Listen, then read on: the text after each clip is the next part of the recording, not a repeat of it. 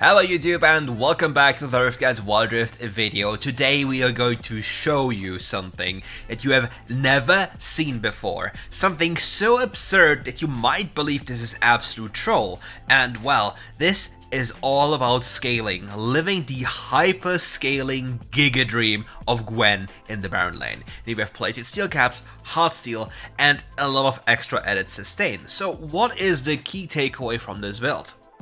She's playing against the Yasuo, and rather than being like, well, I can deal as much damage as possible, what about just me becoming as tanky as possible and therefore just unkillable? I can't get bursted, I'm just too tanky, and yeah. It's quite an interesting approach, not saying it's a good or bad approach, but it's very interesting to just take a look at, and that's what I want to do today. So, when it comes to just laning in general, Yasuo is a very annoying champion, very powerful, relatively overpowered one might say, especially with the regen buffs on his health regen. But Gwen isn't too weak herself. She has quite a good damage, especially on the true damage component of the first ability, as you see, and the grass procs during the laning phase make so much work happen. You get so much value in general from grass during the laning phase. There's no rune that is remotely close during the laning phase compared to grasp. And yeah, with the wave being as it is, it's not the worst here. The next wave will fix everything that needs to fix. And now we have even more powerful reset with the plated steel caps. So now the Yasuo has a very difficult time against us to achieve anything, since we are mitigating already so much of his damage. With the boots we also have a lot more mobility, trying or being able to avoid certain engages by the Yasuo, but now it's 23 seconds until the Scorpion spawns. In the Baron lane, the Scorpion is the most broken objective you can think about. It's basically a baby herald, and you really need to have this one on your radar. Like, the moment you have 2 minutes into the game, you have to contest the Scorpion, or otherwise you're quite literally losing lane by just not paying attention. This Scorpion will easily win you fights because it deals so much damage. It's quite insane how much damage it does, because it does AoE damage, area of effect damage, and it deals more auto attack damage than you do. So given all that, it's quite the insane tool to get early advantages, especially in the form of platings and trades. So now, rather than, oh, he picks up the fruit here, little ninja, pops the second ability as well to get some extra added tankiness, but he should really be able to pick up the Scorpion very soon. It forces some heavy trades here. Needs to be mindful though of the Yasuo not hitting him, not hitting her with the knockup. But yeah, the Scorpion needs to be taken, and ideally, if we get a free reset window here, we just reset on the Scorpion, spawn the Scorpion, deny it from the enemy, and go for a free reset, buying ourselves some extra health. You can argue you can go for 2 ruby crystals or a giant spot for the maximum HP, or for the Kindle gem, which would allow you to have more ability haste. Frankly speaking, I'm more of a fan of the HP, because you only gain 25 increased health from a Kindle gem for the same price as you would gain 300, but you gain 10 ability haste. So yeah, the Scorpion just does a very beautiful job in terms of getting you platings, it kills minions for you, it pushes for you, trades for you, and most importantly, you deny it from the enemy. It doesn't really matter if the Scorpion itself achieves much, you just don't want the enemy to get this, because especially if you die and there's a wave in place, the Scorpion basically demolishes the tower. And the Yasuo already has big issues dealing with the Gwen, because the Gwen has such a highly inflated health pool with all the HP items and the plates and steel caps she has, so the Yasuo needs to be really careful. The Yona is also here, but there's just no way this Gwen can possibly die. Second ability is being procced here, knock up on the Gwen hits, but the Gwen is simply too tanky, there's no way she dies. The Lilia ult comes, the Galio ult comes as well. It's a complete collapse here, and they get completely decimated. You could even make the argument that freezing this wave is a lot more beneficial than pushing it right now, because the enemy Yasuo was low HP and therefore forced to go base most likely. And therefore keeping the wave close so you can just basically reset without losing too much is a very big advantage for you. Unless the gold you gain from this push will enable you to get, for example, a full item. For example, if she gets platings here and therefore allows herself to get the full hard steel, it's a different story because you got closer to an item spike. But you need to be really much aware of what is happening with the waves, and in generally how much time you're spending doing so, trying to get the item, because sometimes you might not be allowed to go base. And now we have another situation where we have to pick up the Scorpion. We will barely get any value from the Scorpion itself in a sense of gold, but since we're denying it from the enemy, we are not at risk of losing platings to the Yasuo.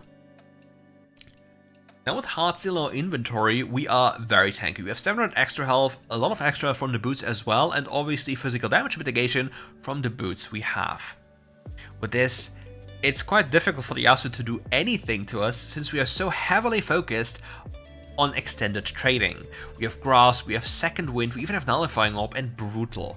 Brutal sounds a little bit weird, but if you think about top lane trading, it adds a lot of damage to the mix given the fact how many auto attacks we actually input during a fight. As of now, we don't really have any AP, which means our damage is relatively limited and we are only dealing damage with our base stats. We'll quickly snip the Yasuo for a quick stack, yoink, 36 extra health, and it only gets better. Nicely placed second ability, allowing herself to put herself into a position where she can stay behind a minion and punish the Yasuo for some CSing by just being there, because she can't be knocked up due to the relative range of the enemy towards her second ability. Now the Ion appears here, but they don't really have the damage to instantly kill her. She's way too tanky and the base damage of this champion is simply too high. The only thing that's happening right now is them giving away free Heartsteel stacks to the Gwen. We already have 109 Heartsteel stacks and it's not getting any better. Full team rotation towards the Herald. The Samira is left alone in the top side. Now we approach the Herald, starting to stack our first ability. And the enemy seems to not contest this. Lilia now picking up this one, and we have another push here with another Scorpion. This time not picking up the Scorpion. An oversight. Is the enemy also going to capitalize on this? Buying some books because she's an avid reader. I see how it is. And let's see if the Yasuo picks up the Scorpion before leaving, or if it simply just stays on the map. Because now we might see for the first time a play in which the Gwen goes for the wave and stays there when the Scorpion is spawned. Which means she has a lot of extra push pressure, because the Scorpion's damage is just too insane. And it would be a complete oversight not to pick up the Scorpion, as we see we just pick him up now, but I think it was a mistake to push the wave before you get the Scorpion, because you want to protect the wave before the Yasuo gets to clear it, and yeah. Because look at the damage of the Scorpion. Yeah, but sadly without a wave, the Scorpion is not doing too much, so yeah, I think it would have been a better thing to not clear the wave instantly, pick up the Scorpion and then let the entire wave walk in with the Scorpion, and then deal some significant damage to the tower, or the Yasuo trying to deal with the wave. We're on 48 Heartsteel stacks, it's getting worse and worse for the Yasuo. The scaling galore is really crazy. Yasuo also picked up Heartsteel, and I hate to break it to you, I don't think you win the scaling war against the Gwen. That is not going to happen. 307 true damage with only 3 books, by the way. And look how she's spacing close to these minions. Always making sure to punish the Yasuo for everything he's doing. You always want to make sure to trade something in return for the enemy getting something. Like they're getting gold from a minion, like 60 gold. Okay, they now need to pay with their life, with HP. And you want to enforce this over and over again, because you don't want to give the enemy anything for free. Time to take a little sip. Now Lydia is on the run here, being super fast. And the moment we pick up Riftmaker, looks at the lady like, why are you stealing my stuff, bro? Riftmaker now being completed, a very big item spike for the Gwen. Because now we have an even bigger health pool, but also not only this, we also have added sustain and more damage. So the typical Gwen approach is being high attack speed with Nasher, very high damage, and you just kill the enemies faster than they kill you. The approach with this build here is to go the scaling route, go even longer into the game to a point where you're too tanky, and then since you don't need that many damage items, like you can have a defensive item, you basically invest into the later stages of the game and you just run people down at that point. Because already right now she has more than double her typical HP, making it nearly impossible for the Yasuo and the Yone alike to just kill her. They basically have to always be on the run from her, Because if she gets close, she does way more damage than they do to her. And then we have a quick heartsteel proc, as you see, and she is only being tickled. Like, there's just tickle damage, it's just literally just tickling. And the Yasuo has to forfeit any type of control, and the Gwen can move wherever she pleases. This dragon will also mark the second dragon for Gwen's team. Also now going to the blue buff, picking it up, and the Yasuo is locked in the lane. He cannot dare leave this lane. Karma is popping the ultimate just to get to the dragon, but now falls and gets instantly killed. The Yone ults over, but the Lilia secures the objective without breaking a sweat. Gwen on the hunt as well, the Yasuo on the other side of the map pushing as fast as he can, but Gwen is not trying to reset. Is the Aurelion Soul trying to cancel her? No, the Galio is already going for the other side of the map, very nicely done by him. Rather than just walking mid lane like an absolute buffoon, he goes for the lane that the Yasuo might attack. But now the Lilia walks through mid lane, picks up all the gold, so the Gwen is left with nothing. And yeah, has to basically look for farm anywhere on the map. Didn't even get the red buff, feels bad, man. But gets a new one.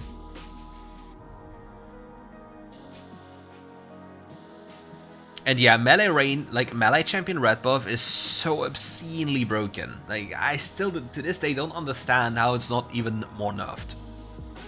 Oh, the Yone face checks, gets immediately blown up. Yasuo hits them with the ultimate, tries to escape to the left side, but the Galio ults instantly. Quite the waste of an ult though, but it doesn't matter because the Yasuo will fall as well. We have nearly 1,000 gold of extra added value to the heartsteel of the Gwen. Because think about this right now, just from one item she has 1000 extra HP. And the more HP she has, the more powerful Grasp and Second Wind will become.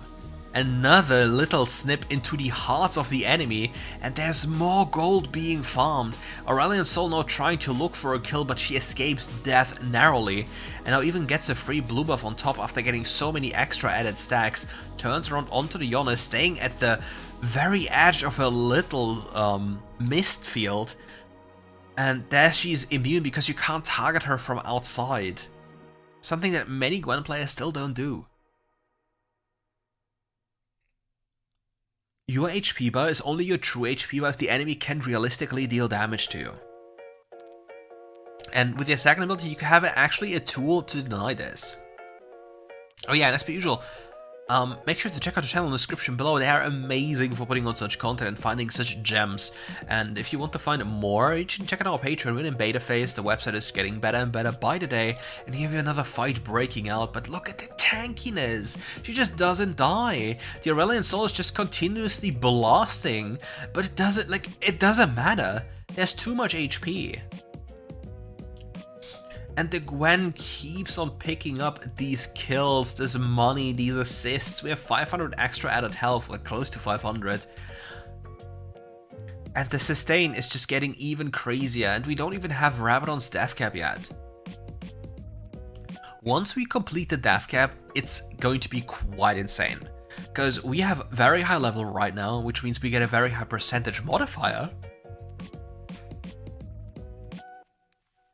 And with that done, our damage is going to skyrocket, which in return will also empower our tankiness because we have healing through damage.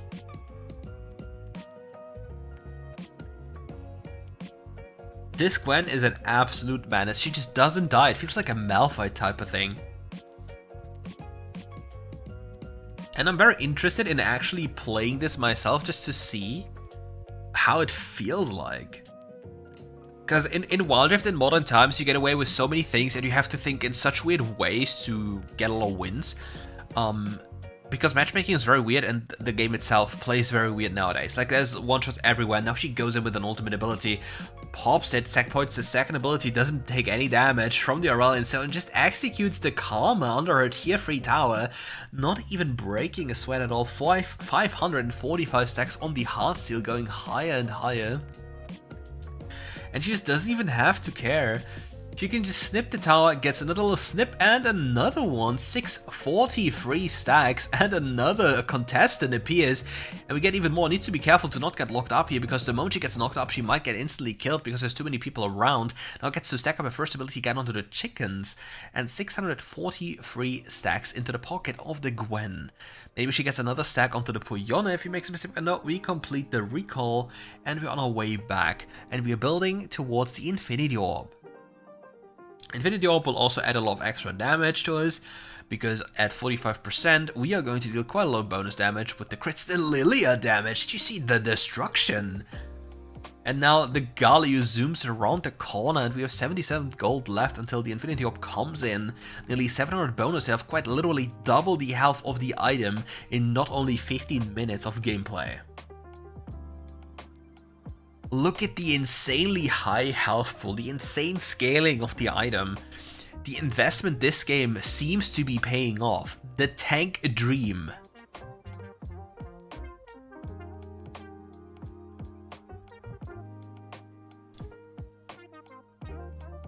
The enemy is really struggling to deal with this Gwen, because nobody can deal with Gwen in the side lane. It's quite literally impossible. And with that, the enemy is in a lose-lose situation.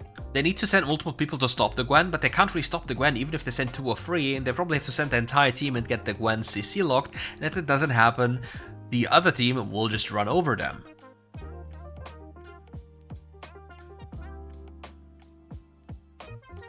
So we are at the point where it's going to be very difficult for the enemy team to achieve anything unless Gwen's team is going to make some insane mistakes. Getting some vision control, dashing over the wall, looking for a pick here onto the Sivir, gets the free kill on the Sivir, but the Yasuo seems to be next. Stops tanking the tower, looks for an out here, the knockup is coming in. She just doesn't want to continue diving this, even though she's full life. Now the Alistar falls after the ultimate is actually turned off. The sleep of the leader comes in, the execute the first ability also comes in clutch. But now the Samira is having some trouble in the actual front line, and now they're just trying to do a duo Nashor. Is the enemy team ready for this? Galio ults in from the base, being instantly ready to approach any type of play, and now the Gwen is going to zone.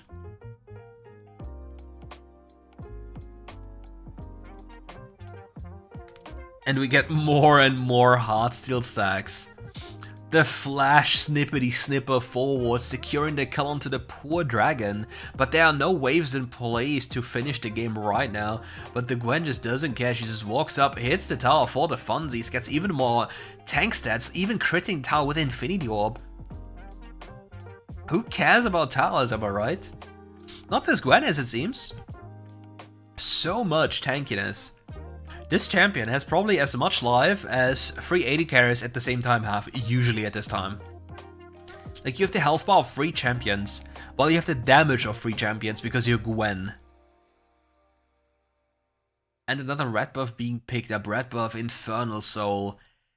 An absolute 4,717 HP. It's nearly, like, it's quite literally nearly triple the HP value of the Sivir right now.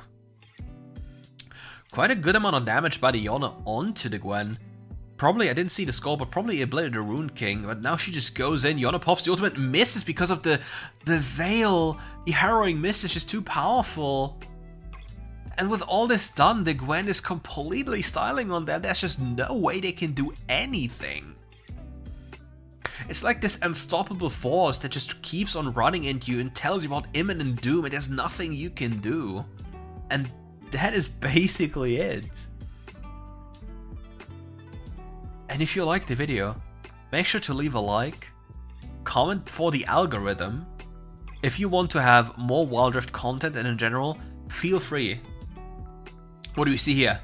Okay, little early game kerfuffle, little crocodile hunting.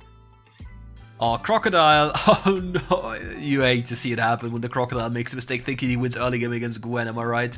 Crocodile stuns here, first of all, being popped here, does the crocodile have ultimate, secures the cannon, edges on the tower range, but now the Xin Zhao comes in, second ability being popped and kites away. What is happening? Is she going to kill the crocodile? The sniper to the crocodile, the third one? Is it going to be a third one? No, we get the kill secure, and the crocodile falls as well. Oh, we have a Heartsteel proc here. Crocodile, you don't even know what you're messing with. You're about to die and you don't even know it. Quick trade here with the first ability. Gets even the Heartsteel stack. Turns back with the second ability and the ultimate has no chance. The Renekton doesn't do anything. It simply falls. Poor guy. Yeah, with that, we're at the end of the video. Thank you for watching. If you enjoyed the video, leave a like, subscribe, and check out their channel in the description below. As per usual, if you want to support us the most, you can check out our Patreon. We are going to launch the official free part and the beta phase very soon, like the beta phase is live already. And if you want to check out all the builds, everything we have, just make sure to go there. We even have replay analysis of players. And if you want to get that tier, just make sure to check it out, and we'll see each other in the next video very soon. Goodbye.